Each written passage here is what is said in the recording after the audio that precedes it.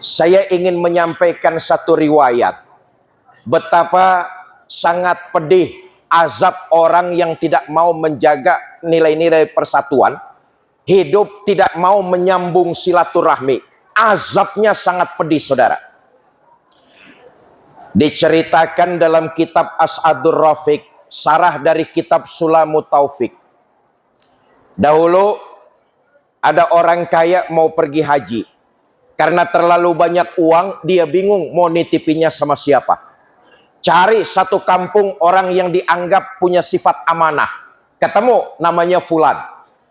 Fulan, saya mau pergi haji, saya titip uang saya sama kamu. Nanti pulang haji, saya ambil lagi uang tersebut. Kata Fulan, Pak, Bapak pergi hajilah biar tenang. Kerjakan rukun dan syaratnya. Bapak kembali lagi, insya Allah bawa haji yang mabrur. Ambil uang Bapak, nggak akan kurang sepeser pun.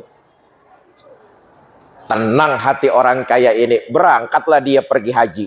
Selesai melaksanakan ibadah haji, kembali ke kampung halaman. Langsung ke rumah Fulan. Ketuk pintu. Assalamualaikum, Assalamualaikum, Assalamualaikum. 3 kali ngetuk pintu, 3 kali memberikan salam. Pintu rumah Fulan nggak ada yang bukain. Tetangga sebelah rumahnya ngasih tahu, Pak, cari siapa? Saya cari Fulan. Oh, Fulan itu beberapa hari lalu meninggal dunia, Pak. Innalillahi wa inna ilaihi raji'un. Kata orang kaya, Mas, sampean tetangganya Fulan? Betul, Pak. Tahu nggak keluarga Fulan di mana? Saya nggak tahu, Pak. Tahu nggak Fulan nyimpen uang saya di mana? Apalagi itu, saya nggak ngerti urusannya, Pak. Resah hati orang kaya ini. Tetangga nggak tahu keluarganya Fulan di mana, tetangga juga nggak tahu Fulan nyimpan uangnya di mana.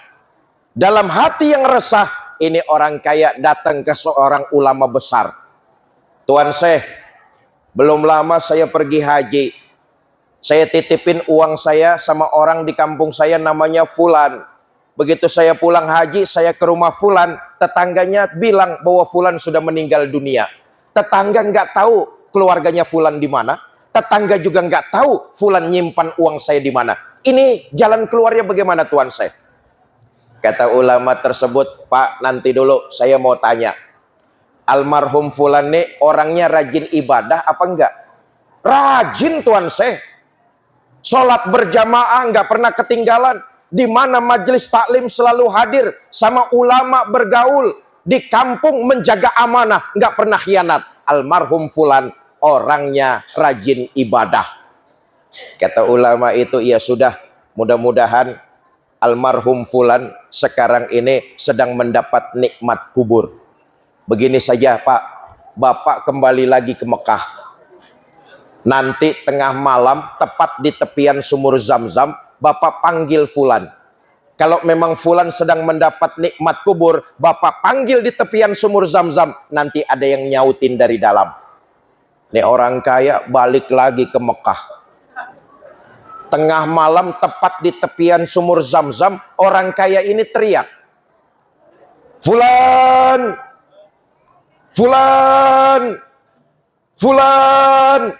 3 kali teriak, nggak ada yang nyautin dari dalam sumur Zam-Zam. Lapor orang kaya ke ulama tersebut, Tuan Syekh, semalam 3 kali saya panggil Fulan di tepian sumur Zam-Zam, nggak ada yang nyautin dari dalam. Ini bagaimana, Tuan Syekh? Kata ulama tersebut, waduh, celaka.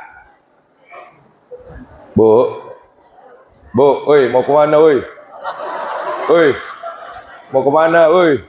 Mau pulang bareng, oh. Ya, gerah ya. Iyalah, cari posisi di luar biar anginnya rada sepoi-sepoi. Sampai mana saya ngomongnya dari tadi tuh?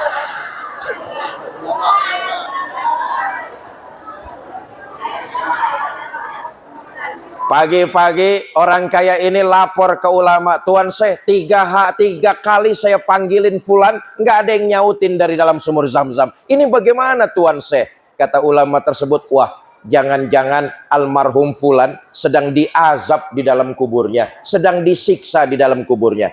Udah, Pak, begini saja. Bapak ke Yaman. Di Yaman ada sumur yang bernama sumur Burnut. Kalau memang almarhum fulan sedang disiksa di dalam kuburnya, Bapak panggil di tepian sumur Burnut, nanti ada yang nyautin dari dalam situ. Berangkat orang kaya ini ke Yaman. Ya namanya orang kaya bebas lah. Tengah malam tepat di tepian sumur Burnut, orang kaya ini teriak, "Fulan, oi!" Baru sekali manggil, sudah ada yang nyautin dari dalam sumur. Terkejut orang kaya. Kata orang kaya, "Ya Allah fulan, kenapa kamu sedang disiksa di dalam kuburmu? Padahal waktu hidup di dunia kan kamu rajin ibadah. Sholat berjamaah nggak pernah kamu tinggal. Di mana pengajian kamu hadir, sama ulama kamu bergaul. Hidup di kampung kamu jaga amanah, nggak pernah khianat. Tapi kenapa kamu sedang disiksa di dalam kuburmu?" Kata fulan, "Pak, betul. Waktu hidup di Tanjung Balai memang saya rajin ibadah. Tapi rupa-rupanya masih ada satu persoalan yang belum saya selesaikan. Mumpung Bapak datang ke sini, saya minta tolong temui saudara saya, sampaikan salam permohonan maaf dari kesalahan yang pernah saya lakukan dulu." Loh, kamu punya saudara? Punya. Di mana? Tanjung Balai Selatan. Ya udah, Sherlock. Udah dengerin aja lah.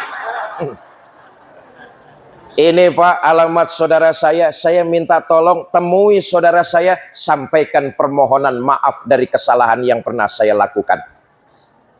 Kata orang kaya, "Baik fulan, alamatnya sudah saya pegang, nanti saya cari saudara kamu, saya sampaikan amanah dari kamu." "Terima kasih Pak." "Nanti dulu fulan, ngomong-ngomong uang saya kau simpan di mana?" Uang juga. "Uang Bapak saya simpan di dapur, ada gundukan tanah, galilah di situ saya taruh." Sesuai dengan yang ditunjukkan almarhum fulan, digali, ada gepokan uang, dihitung jumlahnya nggak ada yang kurang. Dalam hati orang kaya berkata, betul almarhum fulan orangnya amanah. Seketika dia ingat janji, berbekal alamat yang dia pegang, dia cari rumah saudaranya almarhum fulan. Ketemu, ketuk pintu. "Assalamualaikum." "Waalaikumsalam." Mas saudaranya fulan ya?" "Betul Pak, saudara saya fulan itu sudah meninggal dunia." Kata orang kaya, "Saya juga tahu, karena itu saya datang ke sini. Saudaramu almarhum fulan sekarang sedang disiksa di dalam kuburnya." Ini orang dikasih tahu fulan sedang disiksa, berlinang air mata, nangis Pak. Makin terkejut orang kaya ini. Kata orang kaya, "Mas, kok bisa jadi kayak begini sih? Bukankah kalian waktu hidup bersaudara?" Cerita ini orang, "Pak, betul, kami memang bersaudara. Tapi fulan pernah memutus silaturahminya kepada diri saya." Ini dia konteksnya nih. Almarhum fulan pernah memutus silaturahminya kepada diri saya. Saya datang ke rumahnya, ditutupin pintu. Saya kirim hadiah makanan, dibuang di tepian jalan. Di mana tempat saya ajak bersalaman, buang muka. Sampai pada puncaknya kepada orang di kampung saya, almarhum fulan jelas-jelas dia putus silaturahminya kepada saya. Geleng orang kaya nih, "Ya Allah, fulan kok gitu-gitu bener sih? Memang persoalannya gara-gara apa?" "Gara-garanya sih cuma sepele Pak, soal berbeda pilihan wali kota." Awas lo, awas.